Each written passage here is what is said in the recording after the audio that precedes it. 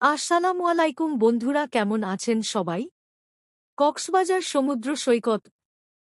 কক্সবাজার সমুদ্র সৈকত বাংলাদেশের দক্ষিণ পূর্বাঞ্চলে বঙ্গোপসাগরের তীরে অবস্থিত এবং এটি পৃথিবীর দীর্ঘতম প্রাকৃতিক ও অখণ্ড বালুকাময় সমুদ্র সৈকত। প্রায় ১২০ কিলোমিটার দীর্ঘ এই সৈকতটি তার অনন্য নৈসর্গিক সৌন্দর্য, মৃদু ঢেউ এবং মনোহর সূর্যাস্তের জন্য সারা বিশ্বে বিখ্যাত। সৈকতের প্রধান বৈশিষ্ট্য দৈর্ঘ্য ও বিস্তৃতি। কক্সবাজার শহর থেকে বদরমোকাম পর্যন্ত একটানা ১২০ কিলোমিটার দীর্ঘ এই সৈকতটি বালুকাময় এবং এতে কাদার কোনো অস্তিত্ব নেই। ঢাল। সৈকতটি ক্রমশ সমুদ্রের দিকে নেমে গেছে, যার ফলে পর্যটকরা নিরাপদে স্নান ও ঘোরাফেরা করতে পারেন।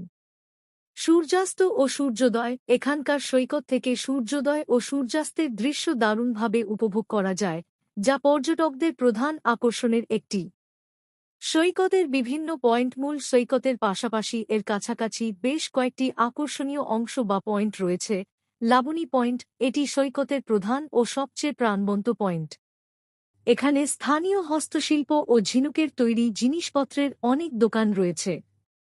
সুগন্ধা ও কলাতলি পয়েন্ট। লাবণী পয়েন্টের আশেপাশেই অবস্থিত এই এলাকাগুলোতে বিচ বাইক চালানো, স্পিডবোট ও সার্ফিংয়ের মতো নানা ধরনের জলজ বিনোদনের ব্যবস্থা রয়েছে।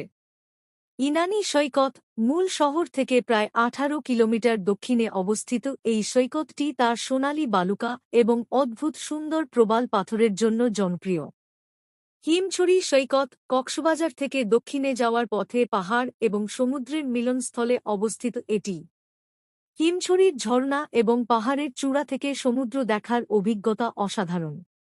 কক্সবাজার সমুদ্র সৈকত তার বিস্তৃত সোনালী বালুকা, নীল জলরাশি এবং সুউচ্চ পাহাড়ের সমন্বয়ে পর্যটকদের জন্য এক দারুণ প্রাকৃতিক স্বর্গ। আপনি চাইলে আপনার পরিবারের সদস্যদের সঙ্গে সময় কাটানোর জন্য কক্সবাজারের সৌন্দর্য উপভোগ করতে পারেন। পরবর্তী ভিডিও কি নিয়ে দেখতে চান কমেন্টে জানিয়ে দিন। ধন্যবাদ।